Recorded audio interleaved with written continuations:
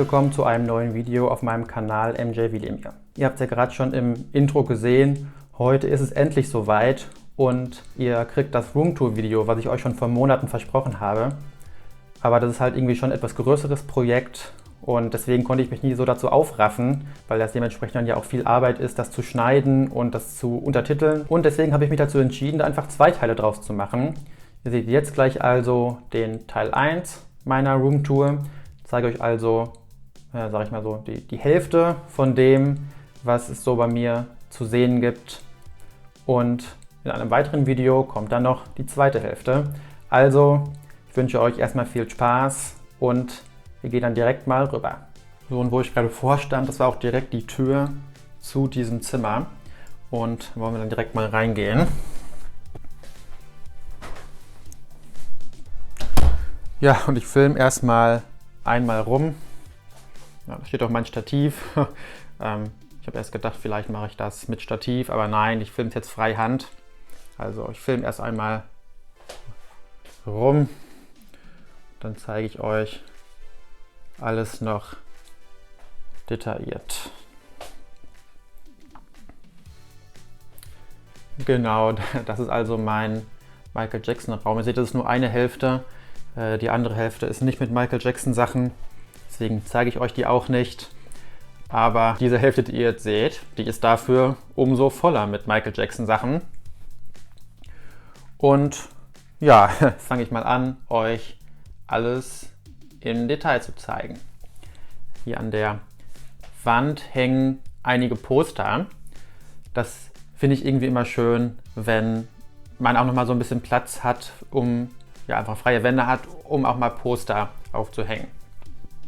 Ich habe, seitdem ich hier wohne und diesen größeren Raum habe, auch mehr Poster gekauft, weil ich jetzt halt die Möglichkeit habe, die aufzuhängen. Und ja, das hier habe ich gehe mal ein bisschen weiter weg, zuletzt erst gekauft von der Immortal World Tour des Cirque du Soleil 2012 in Hamburg. Und ich kann euch auch mal zeigen, wie ich diese Poster hier aufgehängt habe. Nämlich die Poster vor so eine Pappplatte, die ich mir zurechtgeschnitten habe, gelegt. Und dann habe ich hier so eine Folie drum gemacht und mit Tesafilm gut zugeklebt. Und hier oben ist so ein Aufhängding. So, Schnitt, jetzt hängt sie wieder. Ich kann euch noch die anderen Poster zeigen. Hier ist also ein japanisches Filmplakat vom Moonwalker-Film. Ich finde das super schön.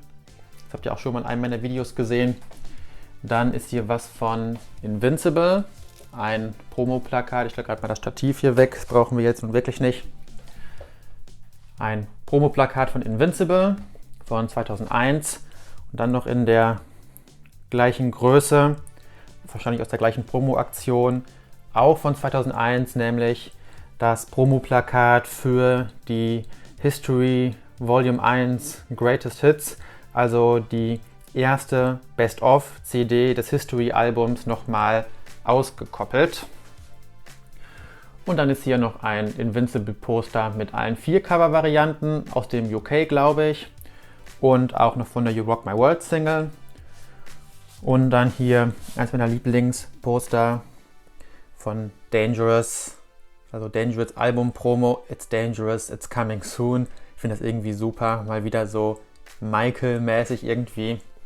Das ist also ein Poster, was ich wirklich total gerne habe.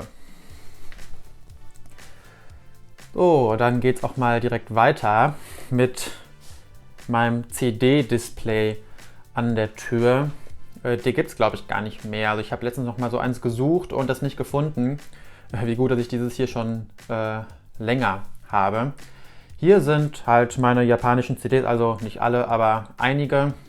Und zwar hauptsächlich die Singles. Und hier oben sind dann noch die japanischen CDs von der Instrumental Version Collection, wo dann eben einige Instrumentalversionen von Michael Songs drauf sind. Das hier links ist eine der Originalpressungen von 1988. Und das hier mit dem gelben Obi-Streifen ist eine Nachpressung, ich glaube von 1996, die zur History Tour nochmal neu aufgelegt wurde. Hier steht es auch History Tour, also History Japan Tour 1996. Dann geht es hier weiter mit den Reissues von der Bad Single und der Most Criminal Single, auch von 1996, ne, aus der gleichen Serie. Als die für die Tour nochmal neu veröffentlicht wurden.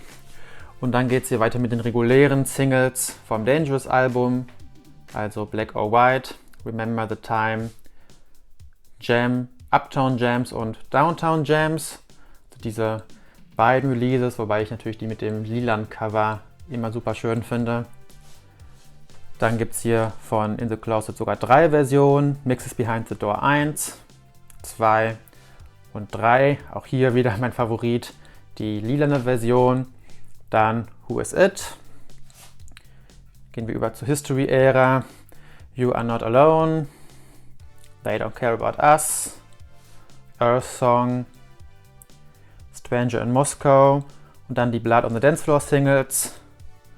Blood on the Dance Floor. Und History Ghosts. Ja, History, weil das ist der Remix von dem Blood on the Dance Floor Album, der hier als Single ausgekoppelt wird, zusammen mit Ghosts, was eben auch vom Blood on the Dance Floor Album ist. Und dann haben wir hier noch von dem Invincible Album You Rock My World und Cry fehlt mir noch. Deswegen ist das hier frei.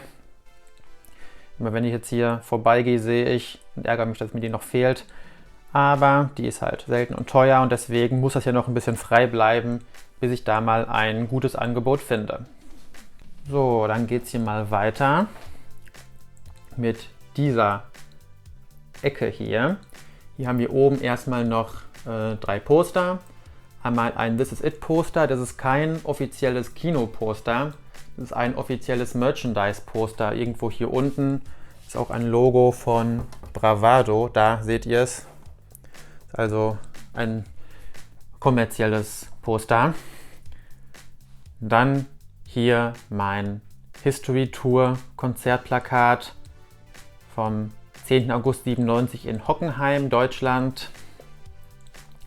Und ihr habt gerade schon das japanische Kinoposter gesehen. Hier ist eins aus Deutschland, auch eben ein Kinoposter für Moonwalker. Und jetzt gehen wir aber mal hier zu diesem This Is It Promo-Aufsteller. Mal ein bisschen weiter weg. Ihr seht schon, hinter diesem Ding stehen noch weitere Poster.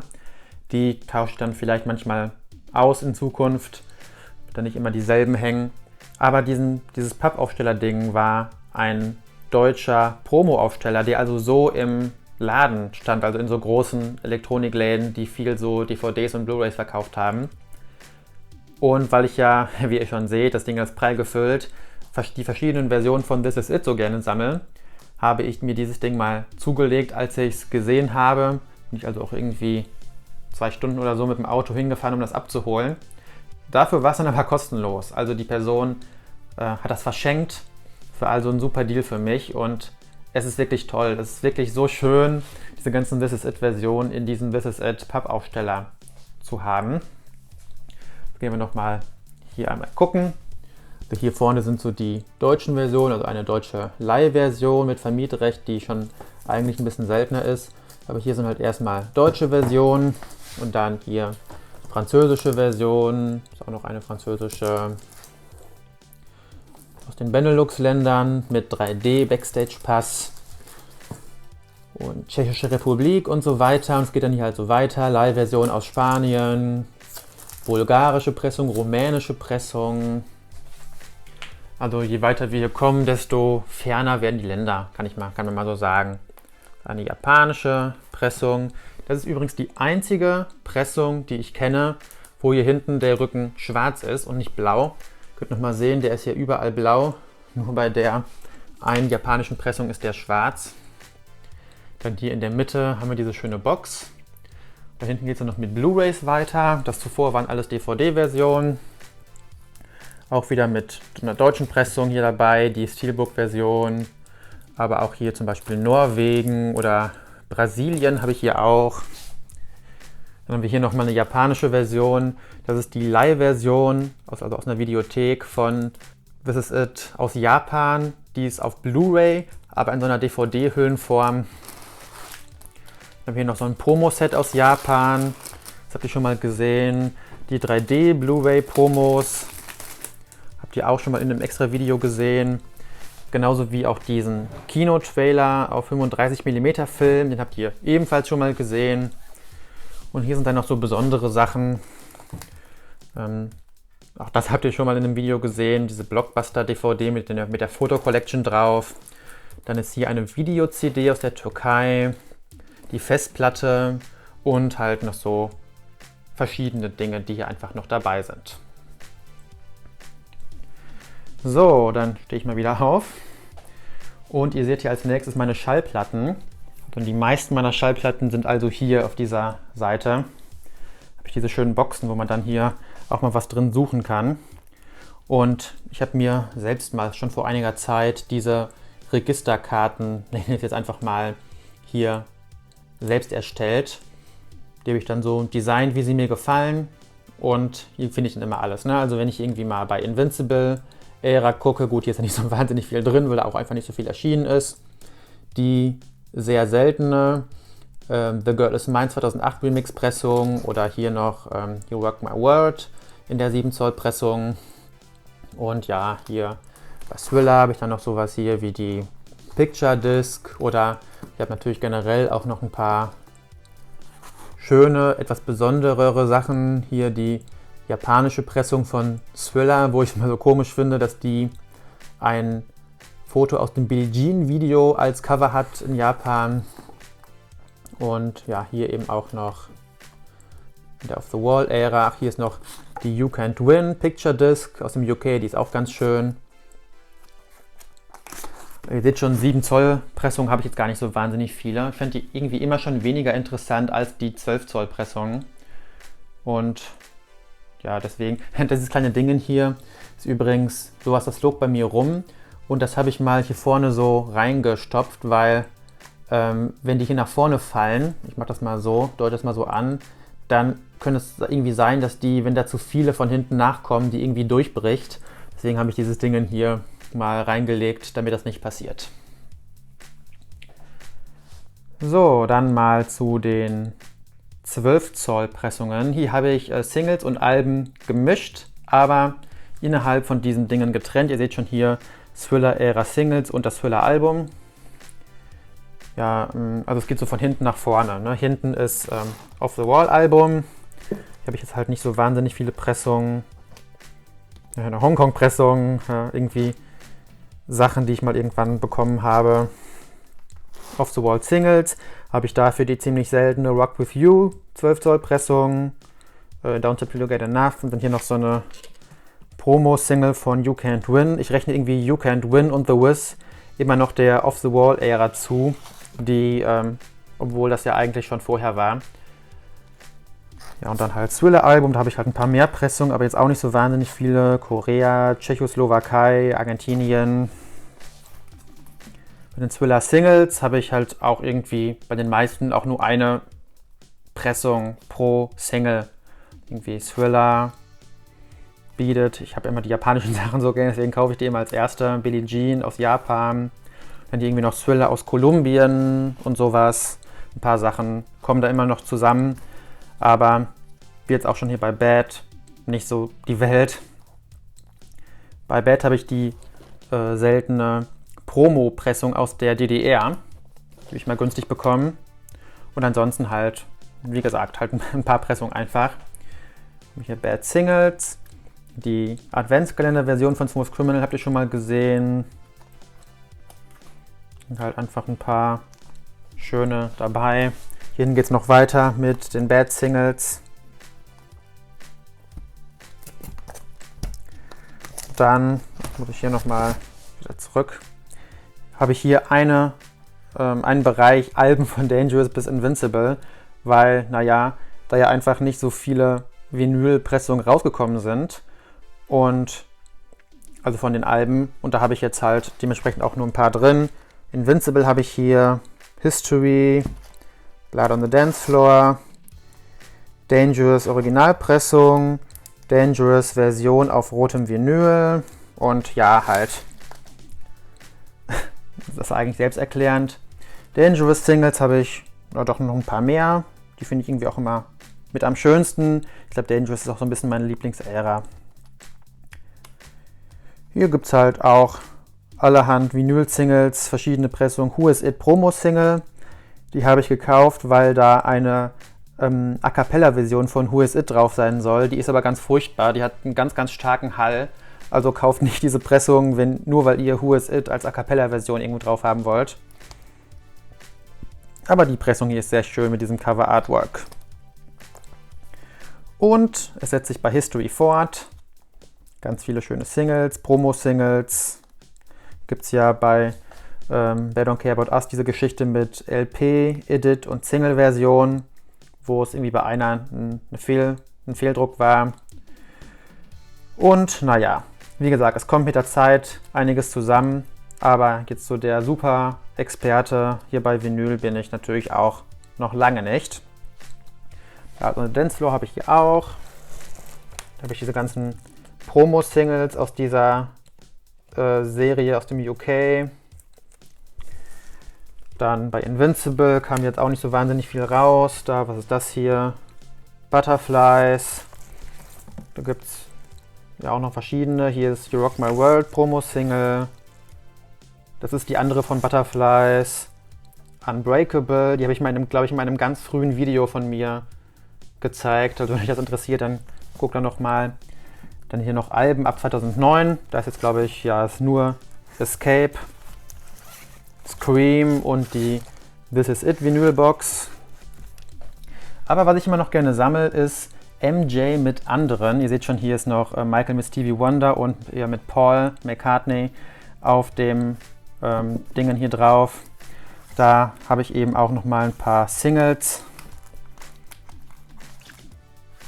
und ein paar Alben, also The Wiz zählt hier zum Beispiel dazu, oder auch das Album Characters von Stevie Wonder. Und die Jackson 5 sammle ich tatsächlich gar nicht, da habe ich nur mal, weil ich das irgendwie immer zur Weihnachtszeit gerne höre, letztes Jahr dieses Christmas-Album gekauft und von den Jacksons habe ich jeweils genau eine Pressung. Das Live-Album, diese Version ist ganz witzig, das hier ist das Triumph-Album. Wenn man es umdreht, ist es noch das The Jacksons-Album. Das habe ich mal irgendwie ganz günstig bekommen. Also 2 Alben in einer Hülle sozusagen. Das fand ich sehr, ja, Two Originals heißt hier diese Serie. Das finde ich ganz witzig. Aber ansonsten bin ich bei den Jacksons nicht so gut aufgestellt. Ja, dann was haben wir hier? Mein Kassettenbereich.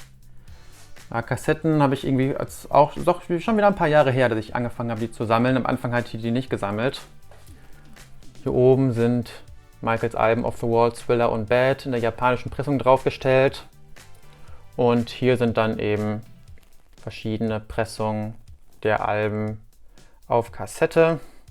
Die zum Beispiel, die ist ganz cool, die Version aus Hongkong. Oben geht es dann noch weiter. Geht dann weiter auch mit Dangerous. Hier ist irgendwo, gar nicht wo sie ist, welche sie ist, besser gesagt, diese Version, wo Will You Be There fehlt, wegen des Copyright-Konflikts hier. Genau, das hier unten fehlt Will You Be There. Also zwischen Given to Me und Keep the Faith müsste eigentlich Will You Be There kommen. Aber wie gesagt, aus Copyright-Gründen wurde in Italien dieser Track in der ersten Pressung runtergenommen.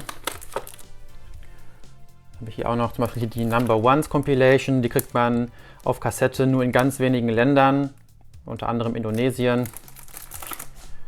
Und hier unten ist dann noch ein Bereich für Kassetten-Singles.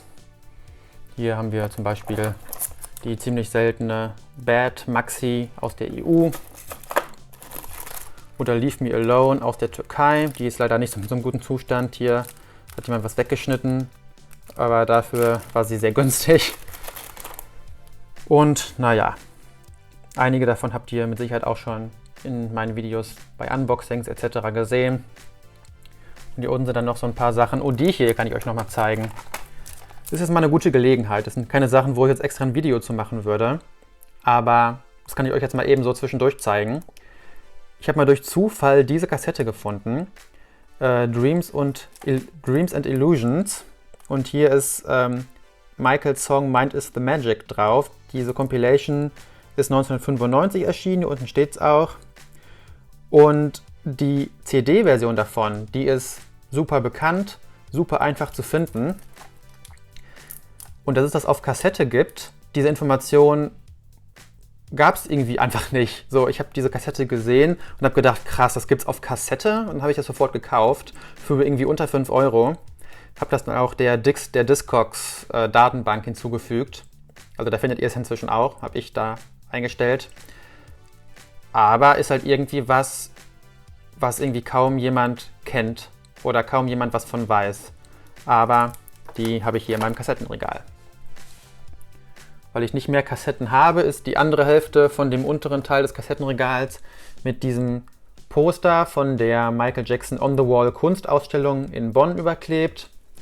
Hier drüber ist noch so ein Michael Jackson Winke-Handschuh. Und dann haben wir hier noch das Set von der Scream Album Celebration, wie sagt man auf Deutsch, von der Release-Feier, das ist schon wieder ein Anglizismus, von der Veröffentlichungsfeier des Albums 2017. Ich war zwar nicht da, aber ich habe dieses Set günstig bei eBay bekommen.